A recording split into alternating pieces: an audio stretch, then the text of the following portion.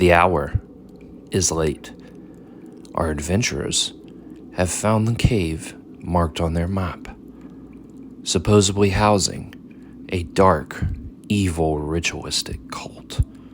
As they progress further into the cave, they find themselves lost in the caverns of the Underdark, only lit up by luminous purple crystals.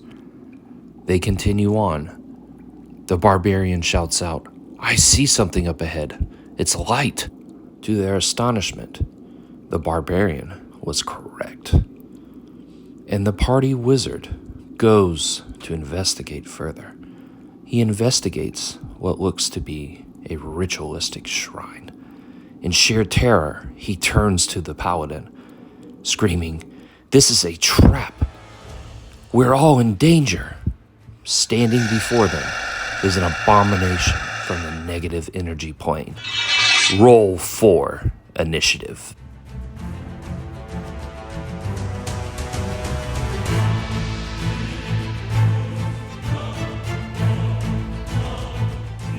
Hey everybody, welcome back to the channel.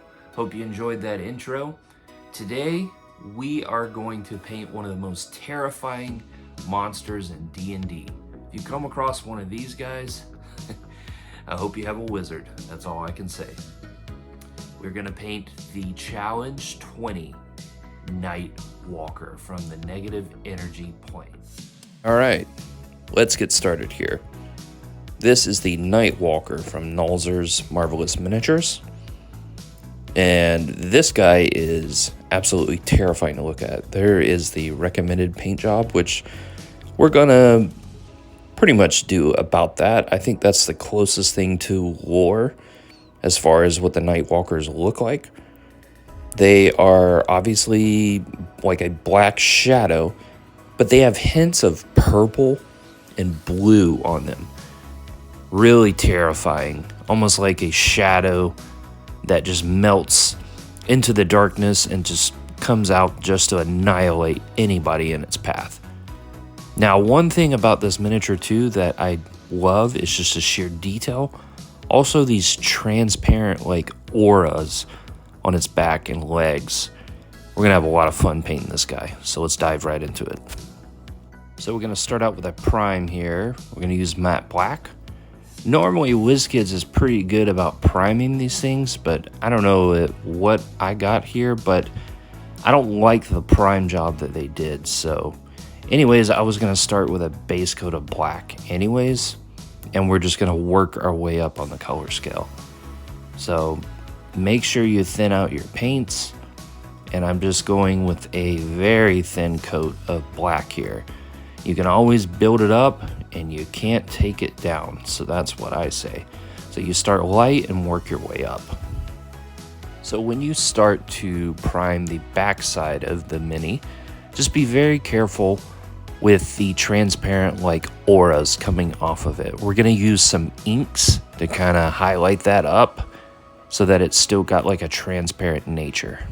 Okay, here's after about 2 coats of that matte black prime.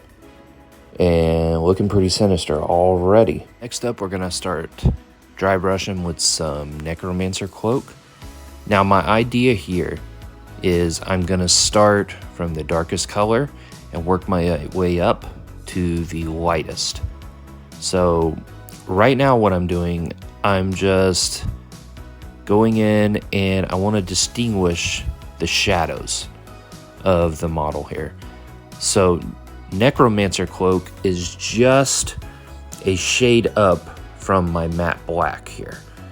And you're gonna see me just keep going up and up and up on the color scale.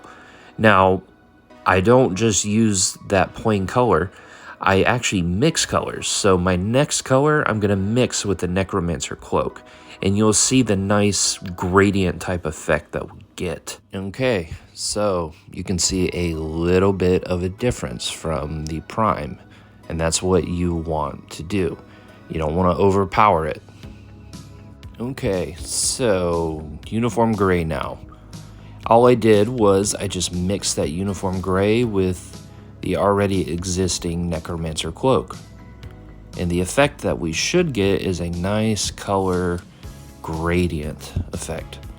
Now when you're painting like shadows or dark figures, you want a nice gradient effect, because if you go from one extreme to the other, it's just gonna look awful.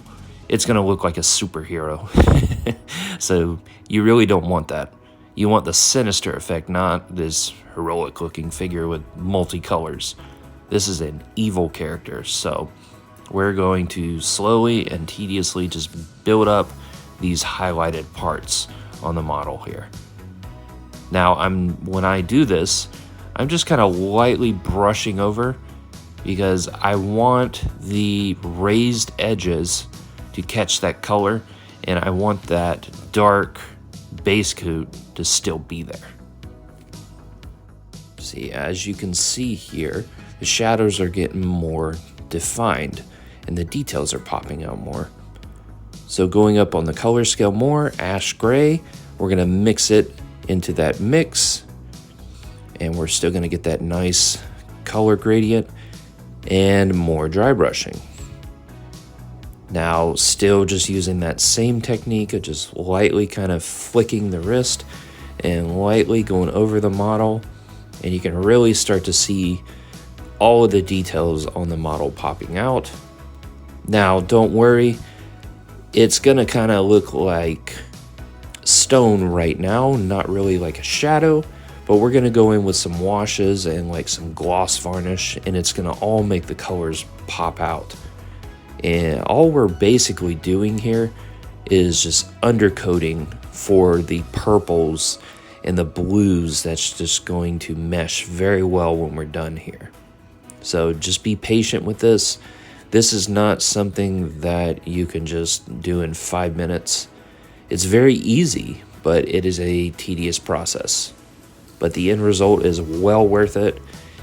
You literally scare the shit out of your players, nonetheless.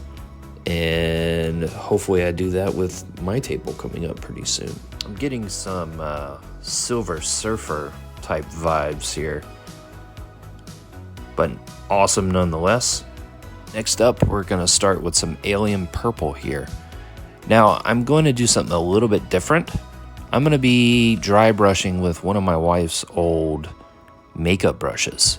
Believe it or not, these makeup brushes do an incredible, and I mean an incredible job when you need to dry brush something like cloaks, or in this case, we need a lot of color gradients, so it is going to do a fantastic job of blending everything together. That's what it's designed for, actually, with makeup, but we're doing it with paint. It works just as well. And as you can see, it's already blending that gray and the purple together. Now we're starting slowly. We're starting from dark. We're going to start from dark purple and work our way all the way up to like a light bluish. It's going to look fantastic. Now we are going to dull it down a little bit with some washes, but you can see the effect here. And that's why the undercoating was so important here, as you can see. And next up, some Grimoire Purple. We're going to mix that with the Alien Purple. Same thing, going in with a makeup brush, and we're going to blend all those colors together. We get this fantastic gradient effect. So now, using some purple tone, we are going to just turn the detail on fire here. Now, this purple tone is going to seep down into the recesses here, and you can just see all of those details just popping right out.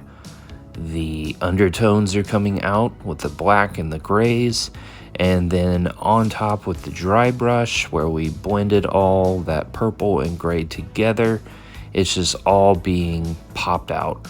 It almost looks like a shadowy type comic book effect, which I'm digging. So here's what that purple tone looks like when it's applied to all of the model, looking absolutely stunning, but I don't want to stop just there. I'm going to keep it going. So we're going to mix Deep Blue and Grimoire Purple. And you guessed it, more dry brushing. Now for this, I'm not going to use the makeup brush, simply because I've already done all my blending and I got that how I want it. I just want the raised edges to catch an even lighter color here. So I went to more of a flat edged brush to dry brush this, only to catch the raised edges. Next up, some crystal blue, more dry brushing. I'm going to do like an aggressive dry brush here, only because there are prominent colors of blue and also purple, but I want to say there's more so blue colors on a Nightwalker. So this will probably be our final dry brush.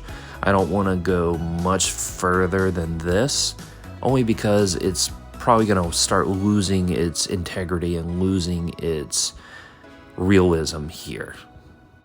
And next up, we're going to go with some ink, some violet ink here from Vallejo. Now, these inks, they dry transparent, but to some odd reason, at least the ones I have, they dry in like a matte finish. So if you want this to be shiny, I'd recommend going behind it with some gloss varnish. Now also too, I'm going to take some of that ink and I'm going to spread it out on the back, almost like it's meshing with the body here. I want those colors to all mesh together. Now with the inks, it's not going to cover up the existing color, except it's just going to tint it. So you can still see all the dry brushing and everything that we did. It's just going to tint it that purple. And it's a pretty badass effect. And last but not least, gloss varnish. Now all this does, it literally just polishes up your miniature, gives it that polished, wet-like appearance. The reason why I did this to the Nightwalker is I want all those colors to pop out, and I also want this guy to look like he can just melt in and out of the shadows to give it that just terrifying, menacing effect. Now you can also see those transparent inks. They dry in like a matte finish, but when you hit it with that gloss varnish, polishes it right up. So that is the end of the video, guys. If you've made it this far, thank you so much for watching. Consider subscribing, liking, or sharing this video. And I think we're going to look at those awesome action shots. So enjoy.